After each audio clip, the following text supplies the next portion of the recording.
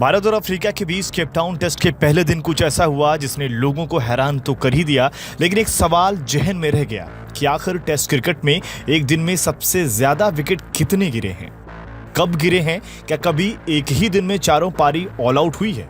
तो चलिए जानते हैं सारे सवालों के जवाब, लेकिन उससे पहले केपटाउन टेस्ट को जान लेते हैं कि आखिर हुआ क्या जिसकी इतनी ज्यादा चर्चा हो रही है। भारत सीरीज में 1-0 से पीछे था। 2 टेस्ट मैचों की सीरीज का दूसरा टेस्ट मैच शुरू हुआ मोहम्मद सिराज का कहर।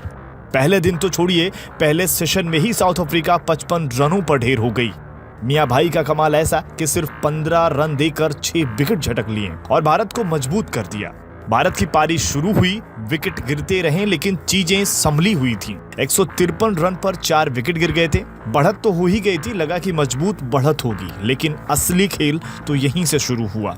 अगले 11 गेंदों पर भारत ने जो देखा वो क्रिकेट इतिहास ने कभी नहीं देखा था। 11 गेंद पर 6 विकेट गिर गए, रन 153 ही रह गए, यानी बने 0 रन, और दिन आखिरी तक दोनों टीमों की पहली पारी ढेर हो गई।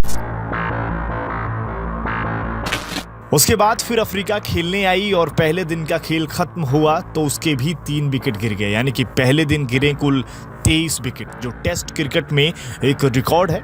अब आते हैं उन रिकॉर्ड पर, आखिर सबसे ज्यादा विकेट एक दिन में कितने गिरे थे? तो इसका जवाब मिलता है साल 1888 में, जहां ऑस्ट्रेलिया वर्सेस इंग्लैंड के मुकाबले में लॉर्ड्स में खेले गए इस मुकाबले में एक दिन में 27 विकेट गिर गए थे। दूसरे नंबर पर साल 1902 है, जहां मेलबर्न में ऑस्ट्रेलिया वर्सेस इंग्लैंड के बीच ही खेले गए मुकाबले के दौरान कुल 25 विकेट गिर गए थे। और इसके बाद जो अगला नंबर है वो भी ऑस्ट्रेलिया और इंग्लैंड का ही है।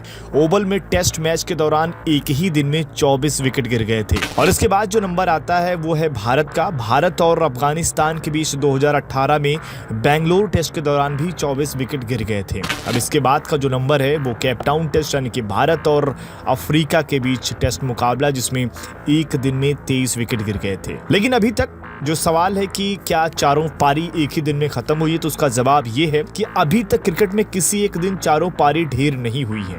क्या आपको लगता है कि टेस्ट क्रिकेट में एक दिन में चारों पारी खत्म हो सकती हैं? तो कमेंट करके अपना जवाब जरूर दें। फिलहाल आपने ये वीडियो देखा, आपका बहुत बहुत धन्यवाद।